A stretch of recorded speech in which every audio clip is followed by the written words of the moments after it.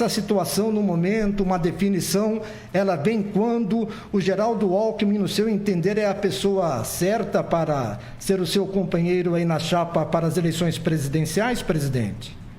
Olha, Fernando Carlos, o problema se a gente vai fazer uma chapa comum depende de dois fatores. Depende da minha decisão de ser candidato ou não, que ela deverá se dar agora no final de fevereiro, no começo de março, e vai depender, obviamente, da filiação do companheiro Alckmin num partido político que faça aliança com o Partido dos Trabalhadores. Eu tenho dito para todo mundo, o companheiro Fernando Carlos, que o problema do Brasil hoje não é ganhar as eleições. O problema do Brasil hoje é ganhar e conseguir consertar o país. Porque o Brasil está muito mais desestruturado do que estava em 2003, a inflação está maior, o custo de vida está maior, o desemprego está maior, os prejuízos salariais estão muito maiores. Você pega uma cidade como São José dos Campos, você pega aqui, nós temos mais desemprego do que já tivemos em qualquer outro momento, e os trabalhadores organizados já faz 3 anos que não tem aumento real de salário. Então, as instituições estão muito prejudicadas. O Congresso Nacional hoje praticamente domina, sabe, o governo não governa, quem governa é o Congresso Nacional. As instituições precisam ser, sabe, reconquistadas para funcionar de forma harmônica. Nós precisamos entender que o governo governa, que o legislativo legisla e que o judiciário julga, sabe? E isso pode conquistar uma certa harmonia na sociedade brasileira. Daí porque a aliança política se faz necessária. Tem muita gente que acha que é difícil fazer aliança. Eu acho que é importante fazer aliança porque você precisa ganhar as eleições e depois de ganhar você precisa governar. E no meu caso, eu tenho que governar bem porque eu preciso fazer mais do que eu fiz no primeiro mandato. É importante lembrar que quando eu deixei a presidência dia 31 de dezembro de 2010, eu tinha 87% de bom e ótimo, talvez a maior aprovação que um presidente já teve na história desse país, e eu não sei se na história da democracia. Então eu tenho que voltar para fazer mais. E para fazer mais eu preciso de mais gente do meu lado, por isso eu estou conversando com todo mundo e eu espero que dê certo essa conversa. Espero que o Alckmin escolha o partido político adequado que faça aliança com o PT. Espero que o PT compreenda a necessidade de fazer aliança. Espero que o povo brasileiro possa colher aquilo que ele tem como expectativa numa possível volta do PT, sabe, liderado pelo Lula, para governar o Brasil. Eu vou trabalhar muito, eu acredito.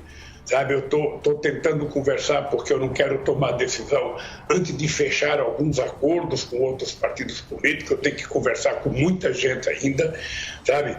E quando chegar o momento certo eu vou tomar a decisão. Qualquer outro candidato pode arriscar. Eu não posso arriscar.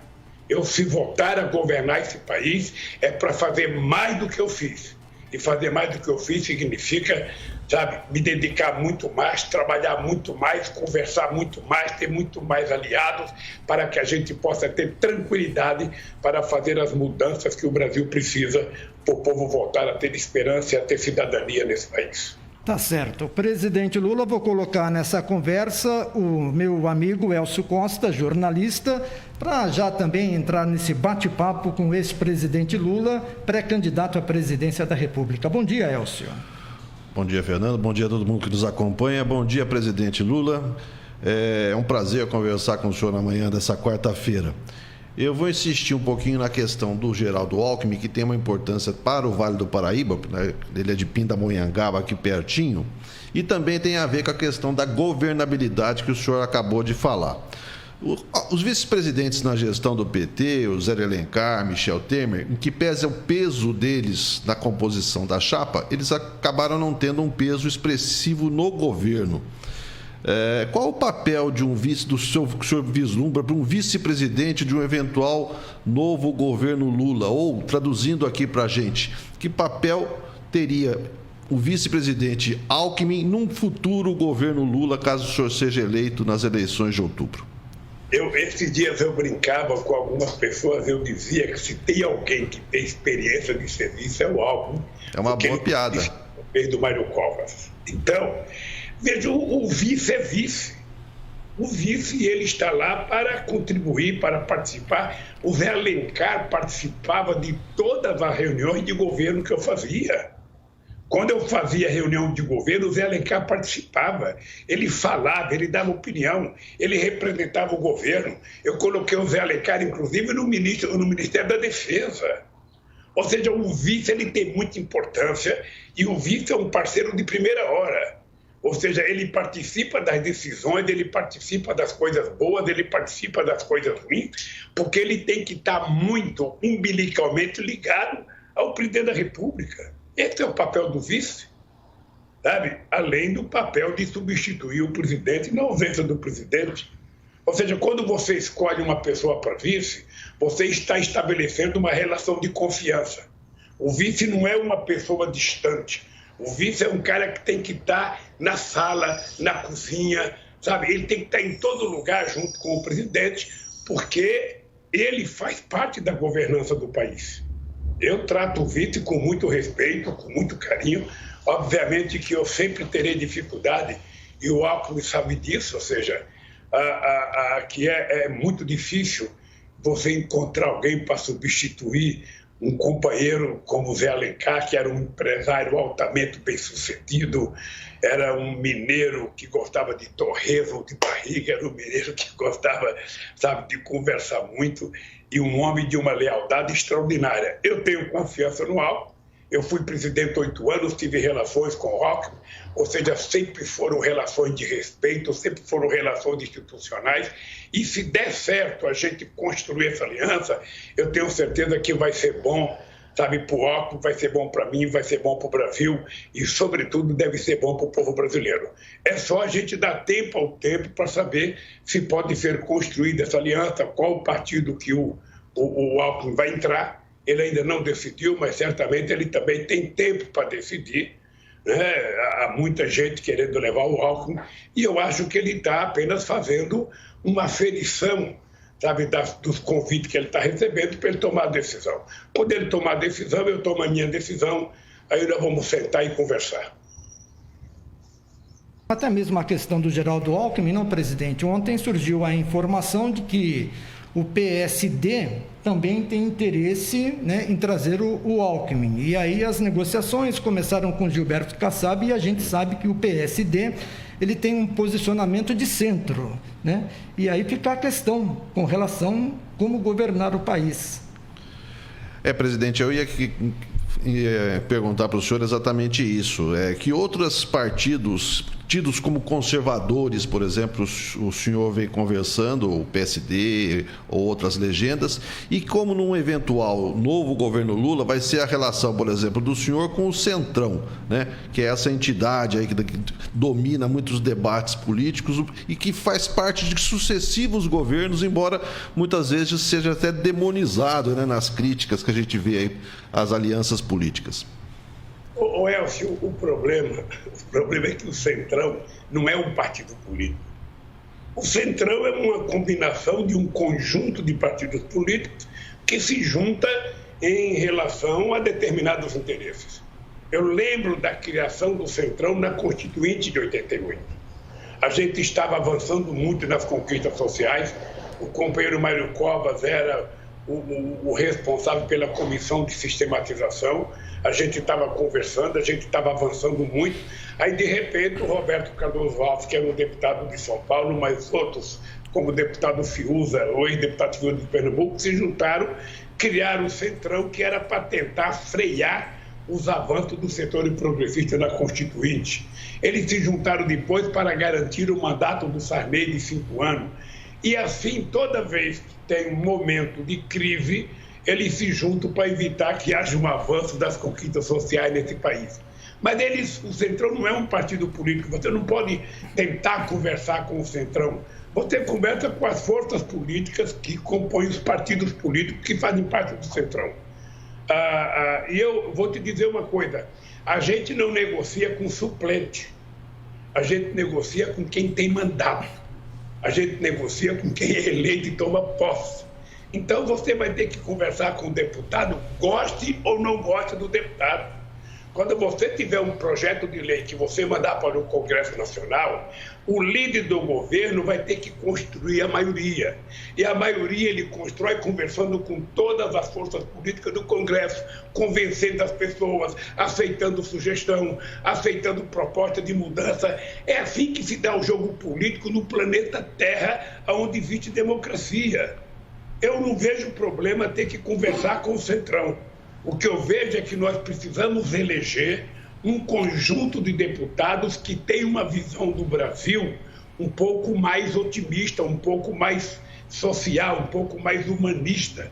Ou seja, a gente não pode continuar com um Congresso, sabe, que tornou o presidente da República refém. Ô Elcio, se você analisar como homem inteligente da política que você vai perceber que desde a proclamação da República, a gente não tem um presidente boquiroto que falou muita bobagem das eleições e que virou refém do Congresso Nacional como o Bolsonaro.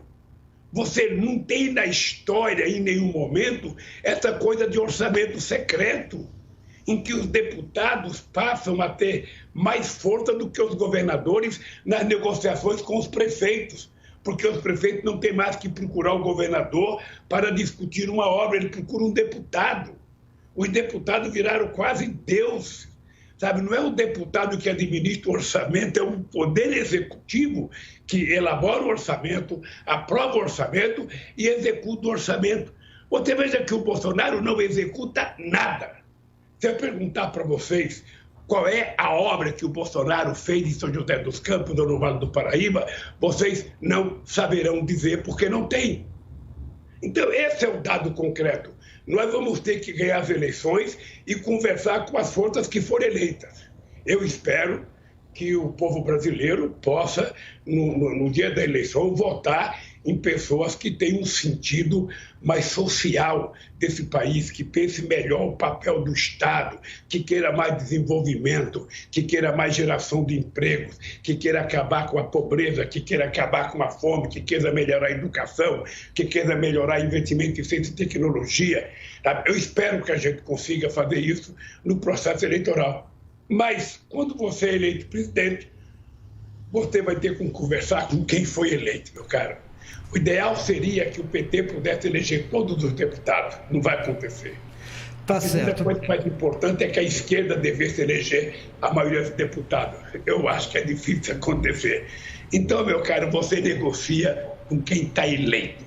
Você negocia com a direita, você negocia com a esquerda, você negocia com o centro, você negocia com o católico, com o evangélico, com o ateu, ou seja, você negocia com quem tem mandato para você poder aprovar as coisas que o Brasil precisa que seja aprovada.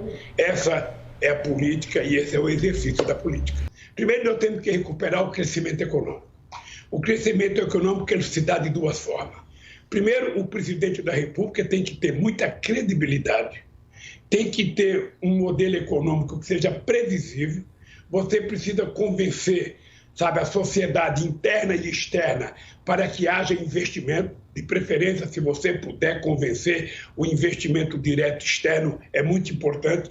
Mas você precisa convencer os empresários internos a fazer investimento. Os empresários serão convencidos de duas formas. Uma, se ele perceber que o governo está acreditando no que ele fala e o governo colocar dinheiro, porque o poder público tem que ser, em muitos casos, o indutor do desenvolvimento. E segundo, se tiver mercado para comprar aquilo que as pessoas vão produzir.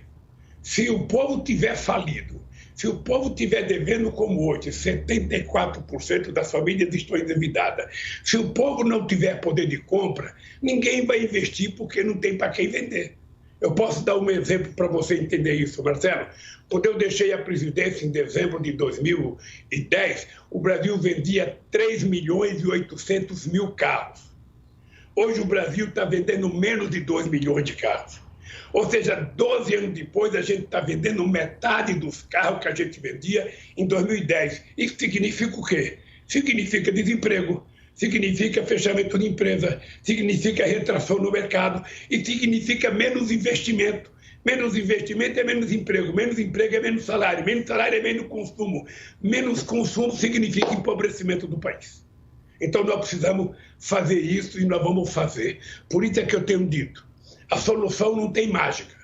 A solução é a gente colocar o pobre no orçamento e colocar o rico no imposto de renda.